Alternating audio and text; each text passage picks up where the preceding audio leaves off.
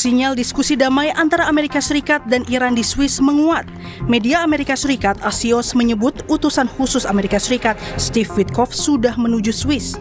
Sementara Menteri Luar Negeri Iran, Abbas Araghchi, juga akan menyusul Witkoff. Sebelumnya, AS dan Iran dijadwalkan melanjutkan perundingan damai di Swiss pada Jumat waktu setempat setelah kedua negara telah menandatangani nota kesepahaman damai. Namun pertemuan itu ditunda usai Israel tetap melancarkan serangan ke Hizbullah di Lebanon.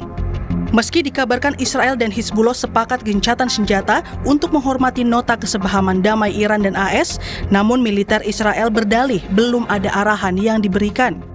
כל מה שקשור בהסכמים שקשורים לדרג המדיני, זה ברמת הדרג המדיני. אנחנו נמשיך לפעול על פי הנחיות. כל עוד הם לא קיבלנו הנחיות אחרות, אנחנו נמשיך לפעול על פי הנחיות שהוריד הרמטכ"ל לכוחות בשטח. Sementara Iran sebelumnya menegaskan Lebanon menjadi bagian tak terpisahkan dari kesepakatan damai dengan Amerika Serikat. از نظر ما دو طرف این تفاهمنامه یک طرف آمریکا هست و اسرائیل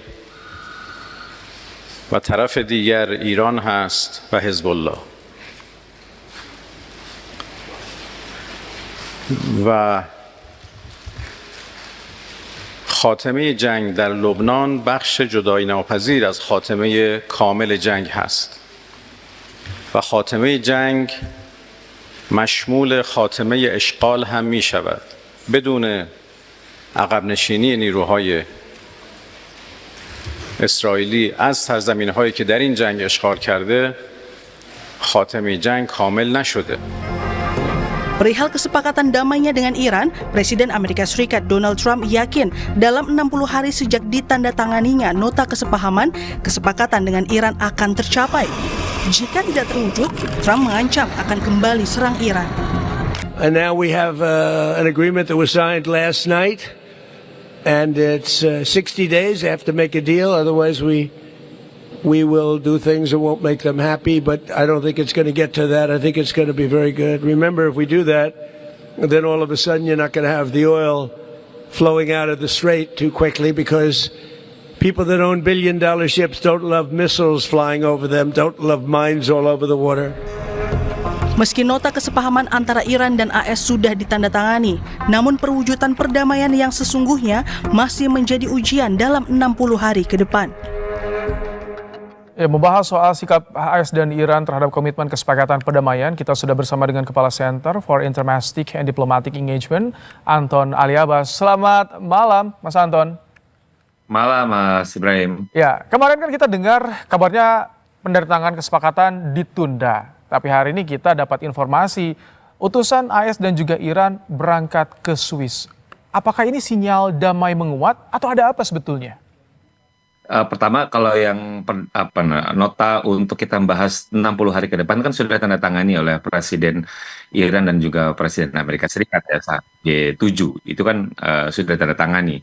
Memang kemudian prosesnya, rencananya gitu ya, memang akan ada so-called seremoni harusnya di weekend ini ya. Tapi kemudian ada satu dan lain hal itu kemudian ditunda. Walaupun memang kemudian delegasi Amerika Serikat itu Steve Witkoff dan juga Jared Kushner itu, kalau Steve Witkoff ini sedang dalam perjalanan dan Jared Kushner dibilang sudah ada, dan juga Menlu Iran Araghchi juga disebutkan akan berangkat ke Switzerland hari Sabtu ini gitu. Jadi tentu saja ini yang akan kemudian menjadi menarik untuk kita lihat apakah kemudian negosiasi yang ada rentang 60 hari ini akan berlangsung dengan sangat alot atau seperti apa, karena kita bisa lihat bagaimana kemudian ternyata kalau sebelumnya kita selalu melihat adalah Hormuz gitu ya, lalu uranium, ternyata kini itu ketika kita cerita tentang Lebanon ini cuma bukan lagi sekedar sisipan, tapi kemudian ada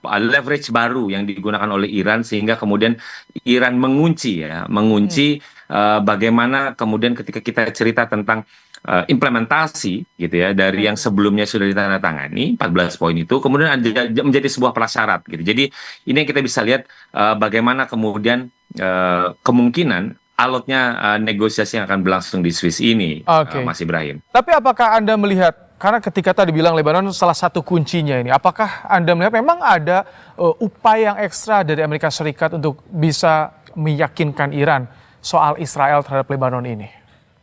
Jelas ketika Amerika Serikat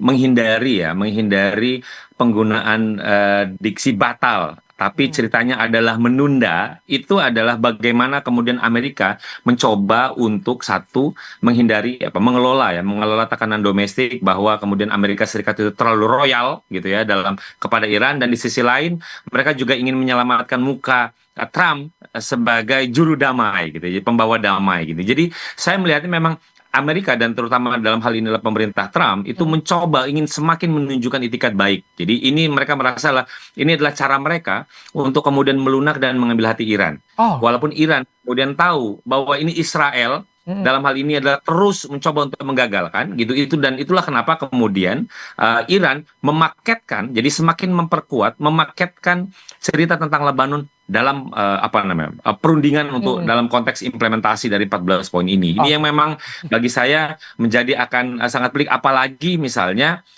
saya mencatat gitu ya, pada tanggal 18 lalu gitu, Presiden pemimpin tertinggi Iran Mojtaba Khamenei juga menyatakan sikap bahwa sebenarnya dia tidak terlalu banyak setuju dalam 14 poin ini, tapi dia kemudian memberi restu gitu. Jadi dia hanya berharap bahwa poin perjanjian itu harus tetap dikawal gitu, walaupun dia bilang bahwa dia masih ada yang kurang sreg dari poin ini. Ini kan menjadi menarik bahwa ternyata cerita tentang ambiguitas itu terjadi dari sisi Amerika Serikat dan dari sisi Iran juga.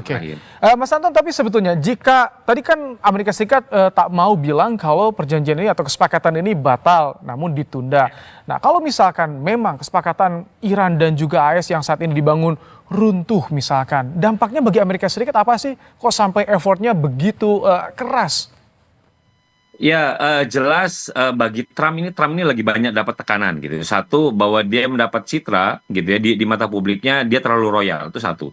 Kedua, dia juga pastinya akan mendapat tekanan dari Kongres, karena Kongres juga mencermati dan banyak mengkritik terkait MOU ini gitu ya. Belum lagi ceritanya adalah ini pasti akan konteks bagaimana dukungan gitu ya, keturunan Yahudi kepada Partai Republik dalam pemilu ini. Jadi ada banyak tekanan kepada sisi Trump gitu ya. Itu yang berbeda tentu saja kalau kita bandingkan dengan sisi Amerika Serikat. Itulah kenapa kemudian dari sisi Trump itu ingin mencoba gitu membangun trust gitu. Jadi membangun trust, menambal defisit trust yang selama ini yang tidak gitu, yang saya lihat tidak dimiliki oleh Iran gitu. Iran memang sangat tidak percaya kepada Amerika Serikat dan Trump gitu. Ini yang kemudian lagi ingin dicoba diperbaiki. Nah, kalau saat ini kondisi Iran bagaimana? Apakah percaya sepenuhnya atau Iran justru mempersiapkan sesuatu? Karena ada informasi Iran mempersiapkan pasukannya di wilayah Irak, pasukan rahasia. Apakah ini ada kaitannya juga, Mas Anton?